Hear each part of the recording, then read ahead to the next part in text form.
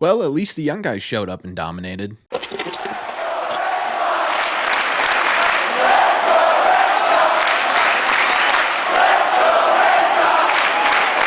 What is going on, everybody? Welcome back to Red Seat Radio. My name is Corbin, and folks, at least the Boston Red Sox have won a series. They took 2 out of 3 games from the Chicago White Sox. This is their first series win since back on August 21st to bring themselves back over 500, so there's a positive. At 72 and 71 on the season, they did technically gain a game in the wild card standings. Unfortunately, though, because they couldn't get this sweep done, which they absolutely should have, they are now behind both the Tigers and the Mariners for that third wild card spot, essentially putting them in 6th place in this wild card race.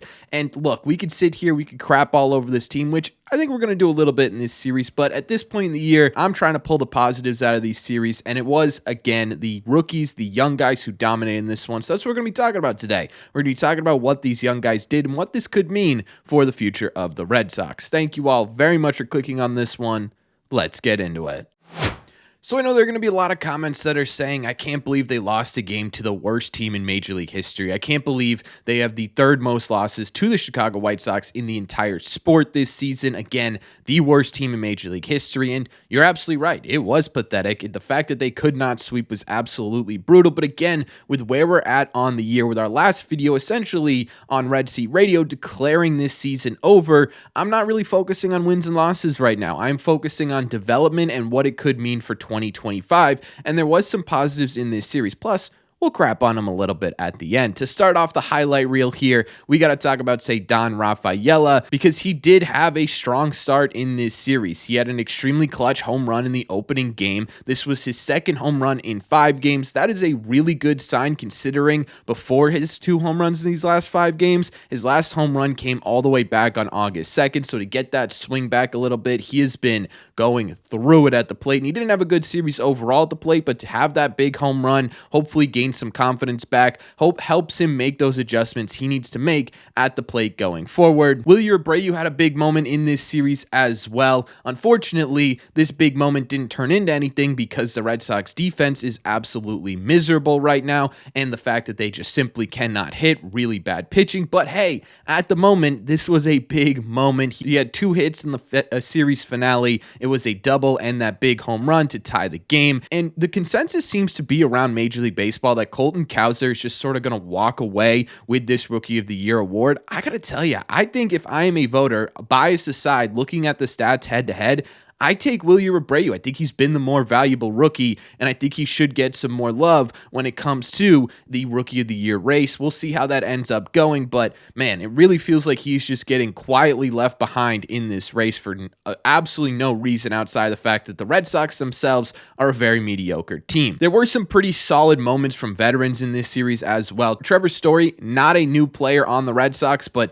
kind of new to this season, right? He made his way back and actually didn't look terrible at the plate. He had 2 hits and an RBI, and I gotta tell you, I'm just genuinely comfortable seeing Trevor Story with this team back at shortstop. Now, don't get me wrong, say Don Rafaela was absolutely fantastic as a shortstop for this Red Sox team, but having the knowledge and knowing that, hey, you can put a gold-gloved shortstop over there and then still have, say, Don Rafaela to take the place of someone else on this team who's not playing well defensively is really reassuring. Obviously, it didn't work out in this series, and they still managed to not look good defensively, but I think going forward, having, say, Don Rafaela in a spot that's not shortstop and still having Trevor Story be able to do what he does defensively is going to be really important. And Tyler O'Neill had a big moment in this series as well. He had 0 hits in the other 2 games, but the one game he did have hits in was another multi-home run game. That is 6 games on the season that Tyler O'Neill has homered more than once. That's a really impressive statistic. He really is hit or miss, but when he's hitting, it is absolutely fantastic to watch. So when you're looking at things, yeah, we could sit here and crap all over this offense for not being able to score runs in the finale, for not being able to score runs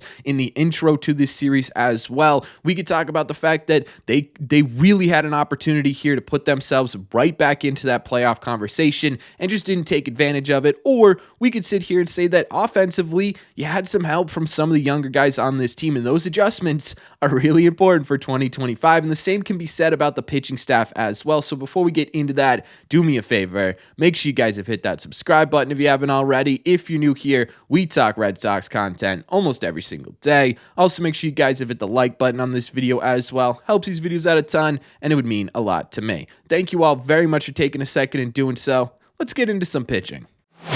Again, we could sit here, we could talk about the fact that Zach Kelly had an absolute blow up, that Zach Kelly needs to be better on the mound. We could talk about the fact that the bullpen in a game where the Red Sox scored 7 runs and finally looked like themselves at the plate a bit, gave up 5 runs and had to have Kenley come into that situation. We could talk about that all day, but instead, let's focus on the fact that we had a couple of major league debuts in this series and a couple of successful ones at that. Richard Fitts made his first start in a Red Sox uniform. I gotta tell you, I understand it was against the White Sox, so the competition isn't exactly fantastic, but he looked really good. He was pounding the zone with strikes. He ended up going 5 2/3 innings. He allowed 0 earned runs. 2 did score, but that was mainly due to the fact that the Red Sox have terrible defense. He allowed 6 hits, 1 walk, and 2 strikeouts. There wasn't a whole lot of swing and miss in his start here, but I think it was pretty solid, and I would like to see more from Richard Fitts. I would like to see how this stuff plays against a more prominent lineup, a lineup that has more productive hitting and stuff like that, because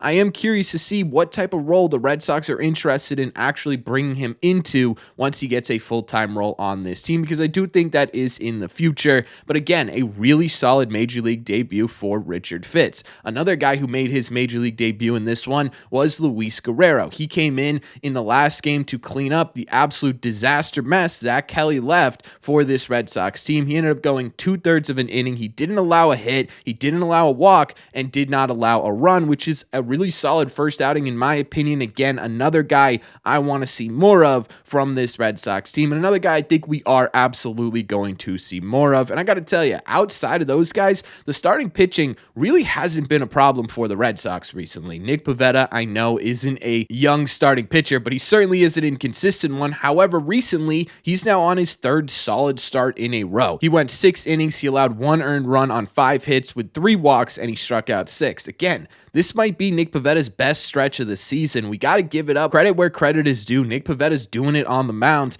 on a consistent level over the last 3 starts, so shout out to him for doing that. Cooper Criswell, not really a rookie, not really a guy who's played a ton of time in Major League Baseball either, so if we lump him into the rookie category, he did pretty well too. He ended up going 5 innings. He allowed 2 earned runs without a strikeout. I will say, though, this absolutely miserable stretch of Red Sox baseball, the starters have quietly been the best part of it. They've turned a corner, it feels like, over the last month-ish of Red Sox baseball, and that's a really good sign. Hopefully, Andrew Bailey found something that is more consistently effective throughout the season, and they could be more consistent coming into 25, because if they could do that, they put themselves in a really good spot as a team in general, right? A big reason why the Red Sox have been so inconsistent this year is because of stuff you're getting from this pitching staff, and we saw a whole lot of crap in this series, but we also saw a whole lot of good as well, and a lot of that came from this rotation. The problem with this series is that it just flat out was not enough, and they had opportunities to do more. If the Red Sox had swept the Chicago White Sox, you're talking about being just 3 games back of a wild card spot. You're talking about possibly coming into the Twin Series 3 games back of a wild card spot. But to be honest with you, they're also playing the Yankees and the Orioles over their next 2 series.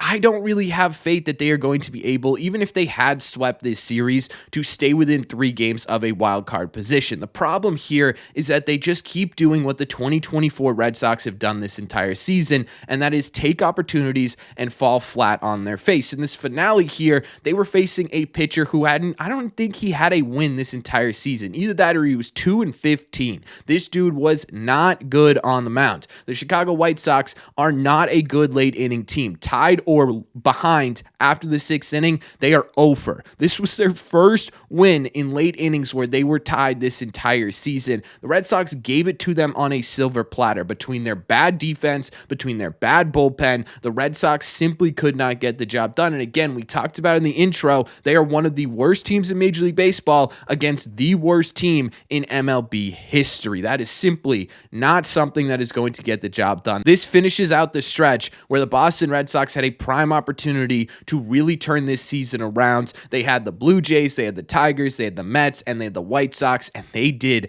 absolutely nothing. They won one singular one of those series, technically tied another one, but let's be honest, that was a 5-game series against the Blue Jays where they won 2 out of 5 of those games. You lost the series to Detroit, you get swept by the Mets, and it just finishes up a crap month for a really mediocre team, and it's unbelievably frustrating. This video could have been incredibly negative. I could have sat here and poo-pooed all over everything the Red Sox did in this series because despite getting 2 out of 3 wins, they did not play well. However, again, because we've gotten to this point in the season, I think most of us, if not all of us, are sitting there saying, yeah, this season probably isn't going nowhere. There's no real point in sitting here and crapping all over this team for 15 minutes. The point of this season at this point in the season is to make sure that you have what you need to compete in 2025. And a big part of that is going to be how these rookies, how these young guys either continue with their debuts or how they make adjustments and get themselves to a point where they understand what it's going to take to be consistent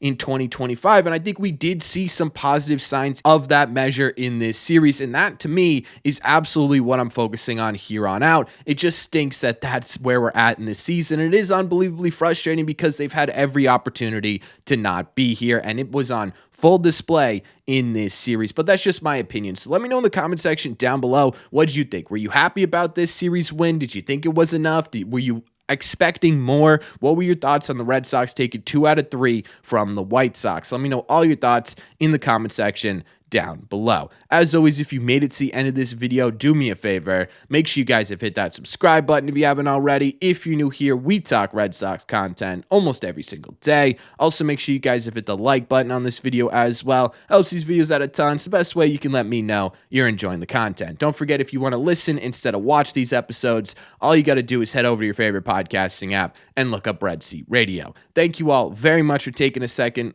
and clicking on this one, and I will see you in the red seats.